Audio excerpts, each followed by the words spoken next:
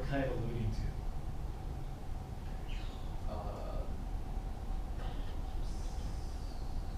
C minor, right? We kind of felt like, oh, this could possibly be 2-5 in C minor. So this would be, yeah, C flat, right? A 2-5 in C flat. Now, if I was going to relate a 2-5 in C flat, which of the two global keys that we've been discussing might that be more closely related to? So we've been debating like C minor or E flat, and E flat was defined. I would say it would be closer to E flat, right? Why might C flat be closer to E flat? What is it? Flat 6, right? Flat 6 major, right? So it's almost like, oh, this kind of makes a little bit more sense coming from the E flat, excuse me, because that C flat is the flat 6 major. And you know, again, chromatic median relationship, where C to C flat is actually a much more distant relationship, right? That half step relationship. I mean, what is it? It's either a flat 1 or a respelling of, you know, the raised 7, or it's flat 6. Flat 6 just makes more sense, right? Simplest solution is usually the best answer.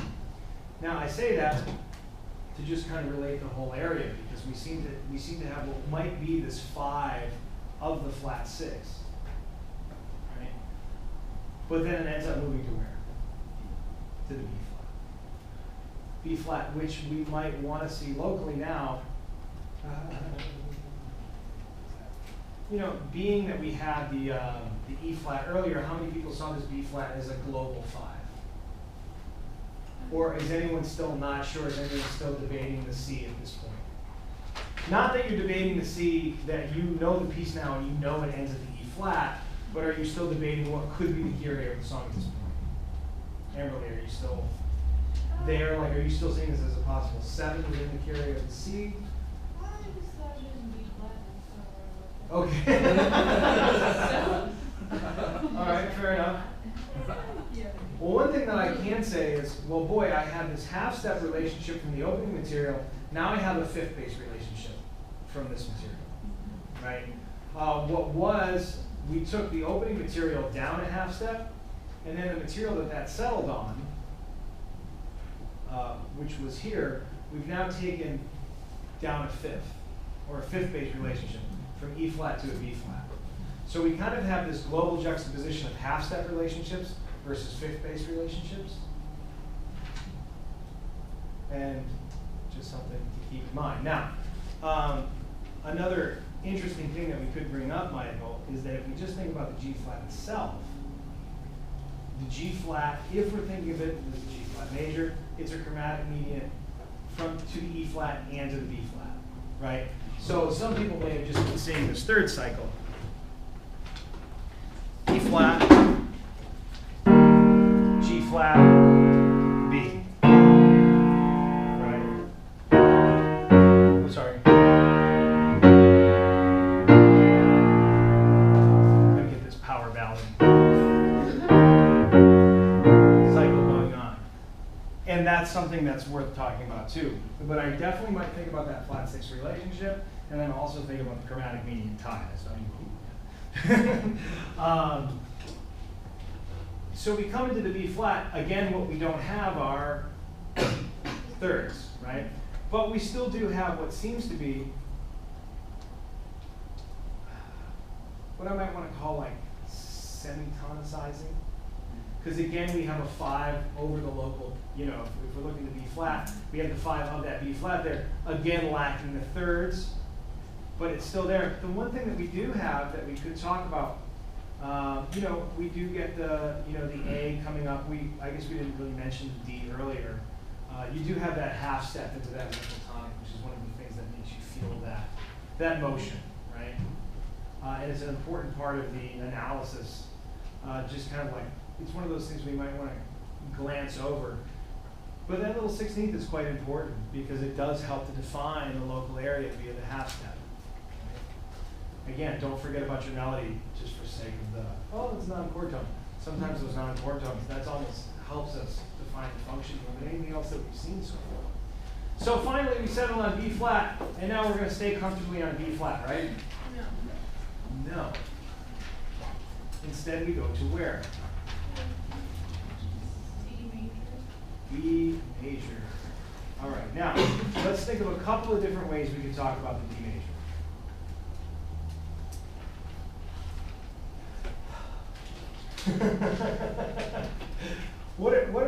Give me two multiple ways I can think about the D major in the context of this piece.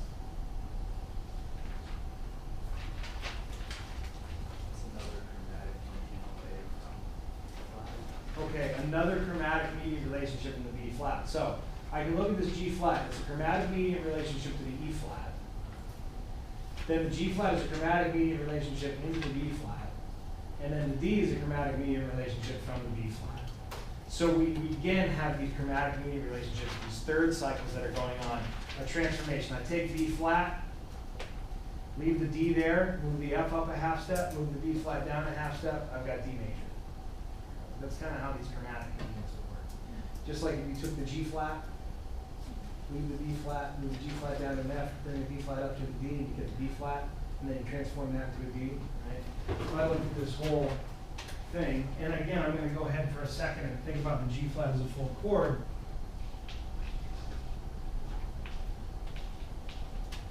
If I start at E flat, I'm going to leave that B flat there, half step into there, bring that down to the D flat, and I get to the G flat chord.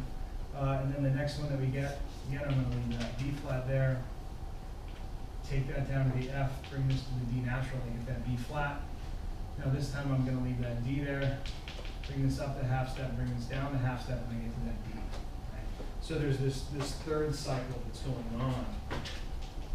E flat, G flat, B flat, D, that we can definitely point out. How else could I possibly, is there any other ways that I can start to think about that D on any global level, structural level?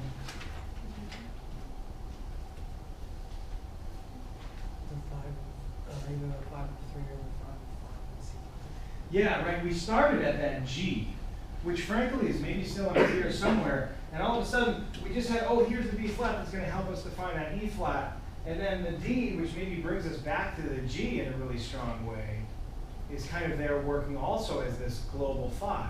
So we have these relationships that are working possibly on multiple levels. What's different about the motivic material at the D? There's something different about it that I would argue gives it a different feel.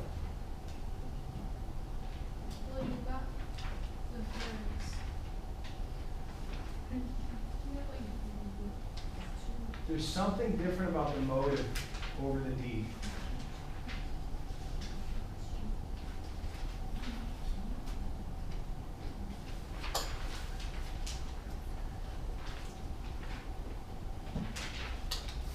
Think about the piano material for a minute. Look at the piano material over E flat.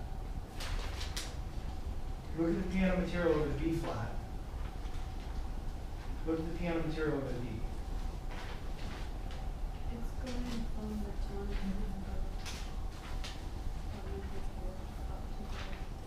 like the interval is different over The interval is different, and because Jinhyang, you're looking at it.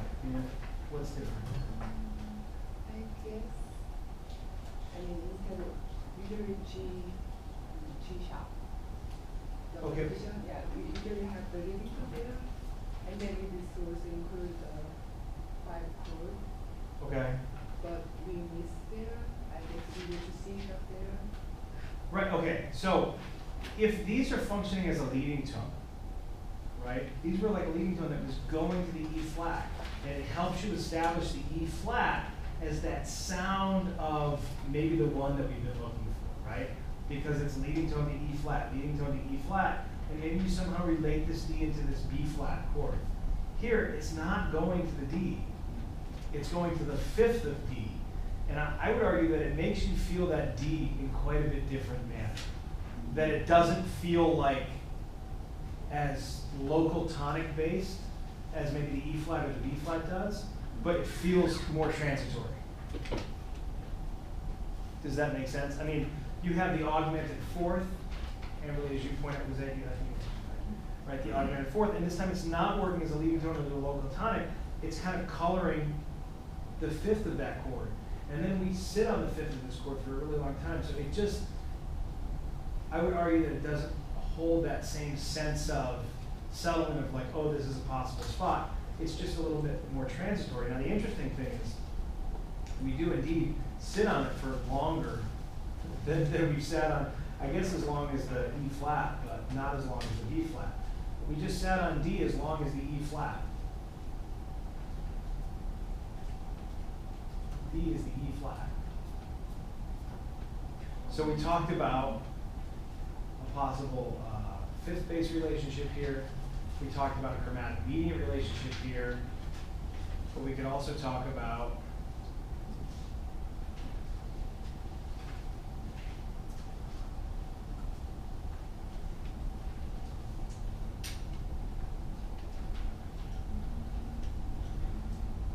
what's another transpositional relationship we discussed earlier in the piece?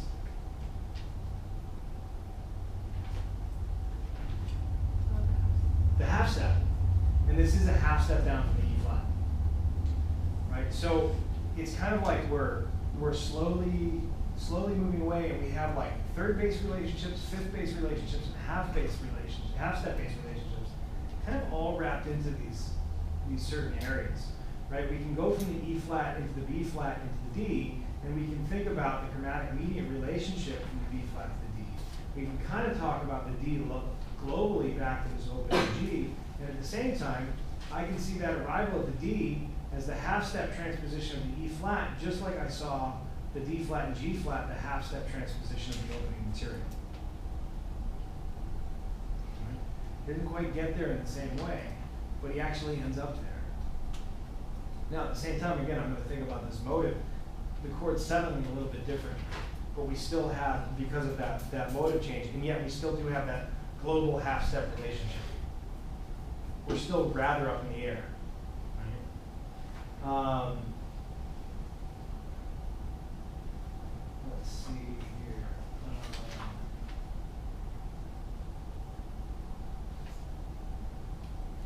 And this is, the portion of the text, "We raging waters go our path."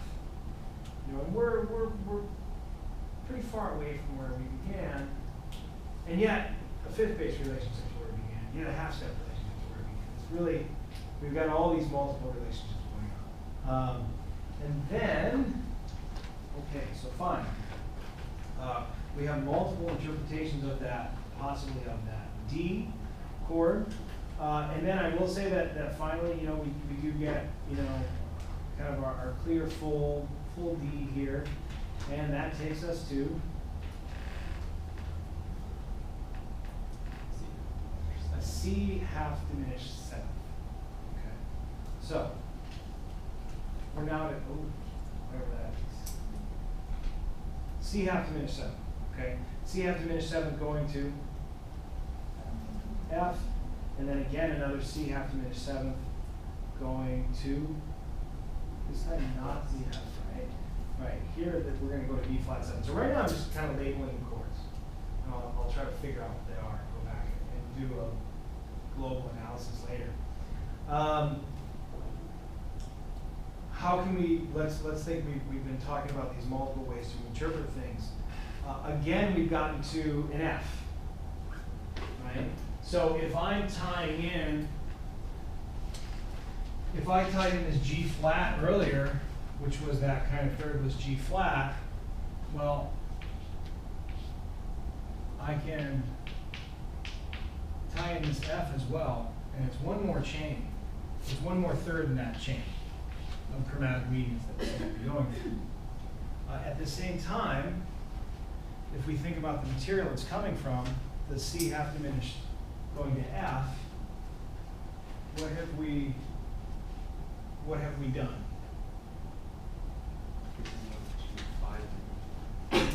Let's see, we started kind of going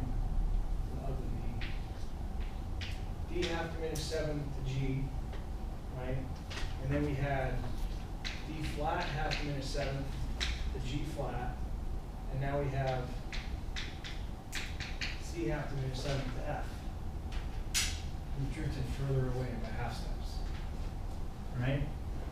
It's another half step transposition of that opening motive,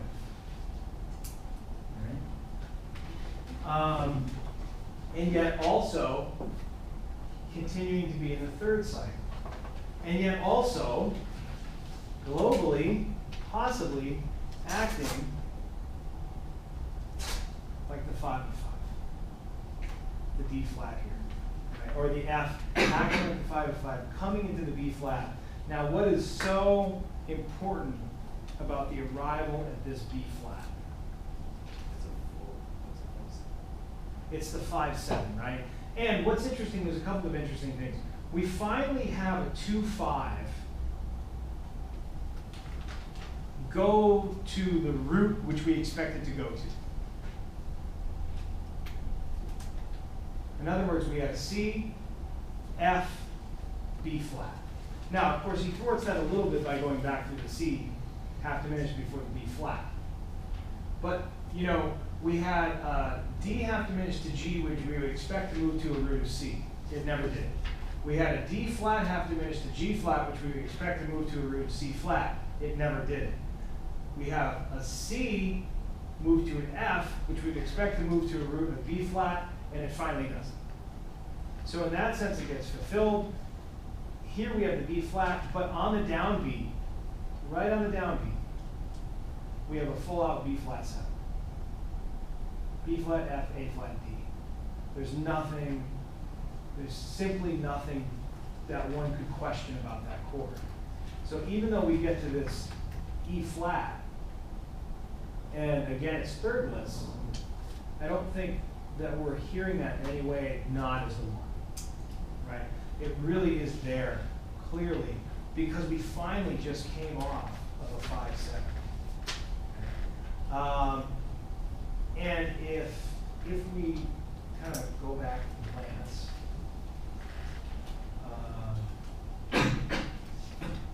here we hint at the E flat. It's a pretty strong hint. Again, we have that B flat, F, A flat, no D there, but it seems like we go into the E flat pretty strongly.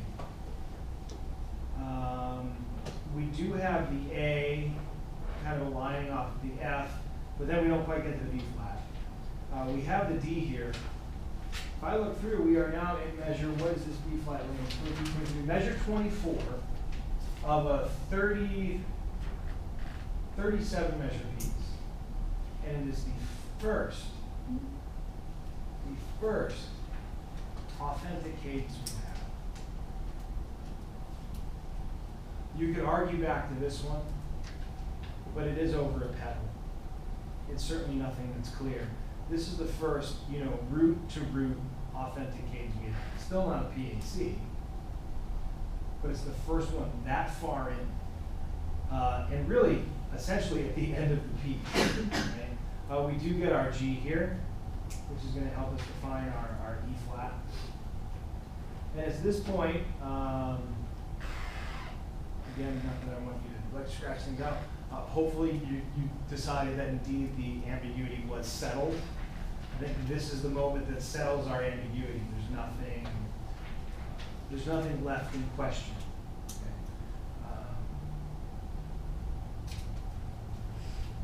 We are clearly in E flat. I would say what's interesting about it, and I mean we settle down here to you know super clean E flat major triad. What's kind of interesting, what remains here, the A natural, right? The A natural, which you almost get, you know, that Lydian flair to it, that raised fourth flare. The other thing I could relate that motive to here, the raised fourth to the fifth, is actually the raised fourth to the fifth that we saw over the D. Right? There's a lot of layers. There's a lot going on in this little thing. Through the deep water of the river, for the hours come when we wander from here. I like crossing off people. Yeah, now, trying to understand like, this. Another way I thought about that introduction of A natural at the end yep, was like looking at the text, like the last words were when we wander from here. yeah. And if you think of that A natural, it's kind of almost hinting at like the shift to the dominant again with like tonicizing that B flat. So like do we move back to that? Or it's kind of like thinking about how Yeah. we looked at the doppelganger at the end of that. How it's like, is this local one at the end or like global one, or do we move to a different key? Yeah, because we do, I mean, the one thing I would say is that I think he does get to the E flat in the Right. last chord. But you're right, he hints at, there's no reason why right here, he might not just take off again, Right. right? He could easily go, I mean, if I look at the piece, it's essentially, it's been kind of like floating down in half steps. And we finally, if anything, we finally settled. Right, everything was unsettled, and we finally settled. And if I relate that to the text, you know, for the hour has come when we wander from here, and that wander, it is you know, let's go. Let's hit the road kind of way. Not like, hey, I don't know, Hiking out go for for a a minute. walk. You know, it's not that kind of wander. It's like you and me, you know, Into rebels on the wind. sunset. You know. Yeah, I don't know. Yeah. I wrote this in my paper, I promise it's in there. I know. I just thought it was interesting every time that phrase, when we wander from here, that it's like peacefully in this like happy roommate E flat, and it's like when they're finally together at the end is when it stops being so wandering, when they actually start wandering. That's what I said, it yeah. stops wandering, Right. It's, you know? what's most definitive is the decision to get the hell out of there. Right. Right. I mean, it's Something is not good about the place where they are. right. Whether something's not good or just like that, you know, like that's, you know, and I mean again, whether you want to take possibly a metaphysical or where, you know, if you're looking at it from the kind of literal physical side, it's, you know, the hours come when we get away from here. You know, don't worry about shoes. Don't, you know, put nothing on. You know, we're going through. There's going to be tumultuous times. We're going through the raging waters, but just we're doing it. You know, and that's where it becomes definitive, and that's where it becomes solid, and that's where we get to these places of repose. You know, and the interesting thing is the entire piece pivots around the middle of the piece. Well, if we're going to give it a middle. Essentially, just before that last stanza, this is where we kind of settle at the B flat and the D, and they kind of work as these multiple pivot areas. Again, what you have is a global fifth bass relationship and a global half step relationship into the E flat. Right? And if I decide to look at, again, I can look at the kind of half step flow of it. If I look at this whole third bass relationship, finally coming into not a third bass relationship, but you know, looking back to the B flat as a global 5, that's what's going to take me back to my E flat, and I kind of have this trajectory all the way through, right? Which is really quite cool. So we get this E flat, G flat, B flat, D, F, B flat, and then back into E flat. And I mean, I could even think about taking the G flat and the F out of the equation because they were part of the, you know, the open fifths. And you've still got an E flat into the B flat transforming into D, transforming back into the B flat, and then back into the E flat. So you have these, the B flat and the D working on these multiple levels, third bass, half step bass, and fifth bass across the piece. So it still leaves you a little bit with, how do we deal with question number 1? What key do we put the thing in, right? Now again, and Michael, I very much like your idea that we're still left up in the air just a touch, but it certainly closes us down, right? But if I'm going to go in and say, like, you know what, I think this piece is in E flat, how am I going to mark the first measure? Is it 3? Oh, it could be like 7. 5 of 6? Oh, why can't we just say two? It's hard to say 5 of 6 because there's nothing there that alters it, right? And yet it still seems like it's leaning towards that. I mean, you know, we see this 2-5 trajectory that finally gets fulfilled after the last one. How did you guys label it? Show of hands, how many people labeled the first chord 3? You're not wrong, don't worry. How many?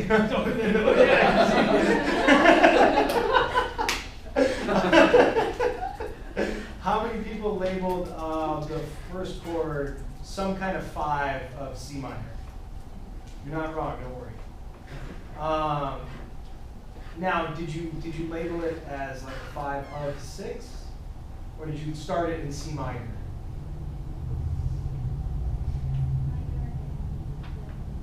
You did both. Amberly, you did both. You just put up like one on top of the other. Don't judge. No, I mean, that's really what we're doing here. I mean, I think if anything that points out the fact that it is definitively ambiguous, and in your analysis you're kind of pointing that out. Did anyone have something different besides those 2 things?